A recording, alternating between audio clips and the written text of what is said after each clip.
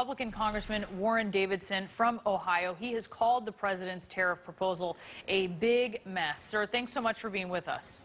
Thank you for having me on.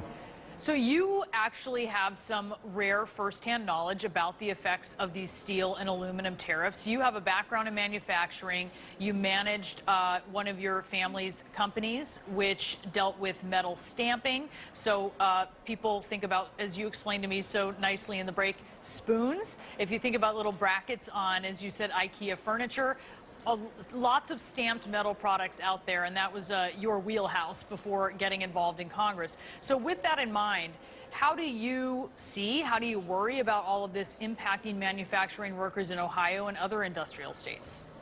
Well, as the speaker said, the president's right to focus on the abuses. The problem with uniform tariffs is it targets even our friends and allies, the absolute best trading partners we would want to have. You're assuming that no one meets the criteria. And what that has in effect is to unite the world really against the United States, when we really could be building a coalition of friends and allies and good trading partners to focus on the bad actors who are stealing our intellectual property and subsidizing competitors, not just to prop up their domestic market, but to steal market share from American companies. This has happened in our district, AK Steel, and so while we think about the steel company, there's 5 to 6 times, massively more jobs in the area that are focused on manufacturing as a sector where the end users use the product. So a targeted approach could be very helpful in getting after the bad actors. But right now, the announcements have caused disruptions to supply chains. Even if we change course already, the announcements have moved markets.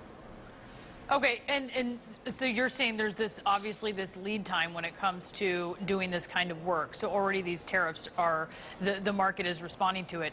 What's your concern without a more targeted approach about how this is going to trickle down to constituents that you represent? How are they going to feel this on a day-to-day basis?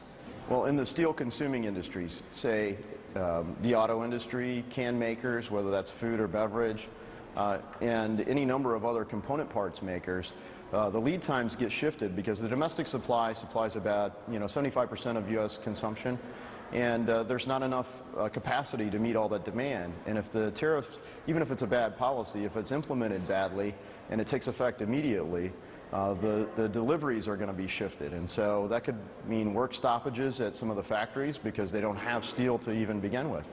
And companies are already spending tens of millions of dollars. I just met with a company on Monday who said it's going to cost them more than $10 million just to meet the gaps in the supply chain. And that has canceled their plans to hire 6 new employees. So they're still planning to hit their operating plan for the company, but $10 million worth of negative variance is going to have to be covered somehow, and they're going to kill some of their marketing programs. Yeah, jobs, as you said.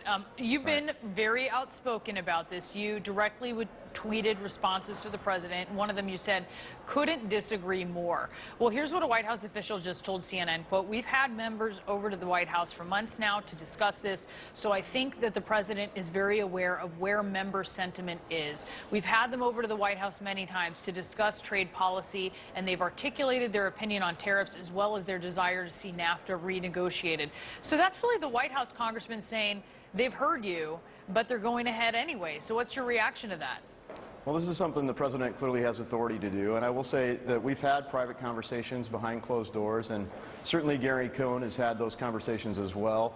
And so what you see is the time for behind closed doors conversations has come to a pass for now.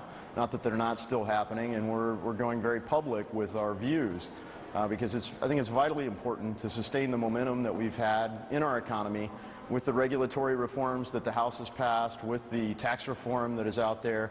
We don't want to steal that momentum.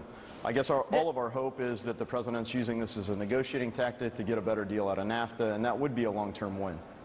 The House Speaker wants something more narrow.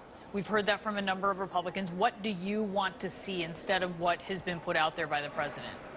I've been pushing for targeted actions on things like electrical conductive steel. China's been stealing intellectual property and dumping to kill market share. There's only one U.S. producer left, and we had several. And this is important, especially as we start talking about infrastructure projects.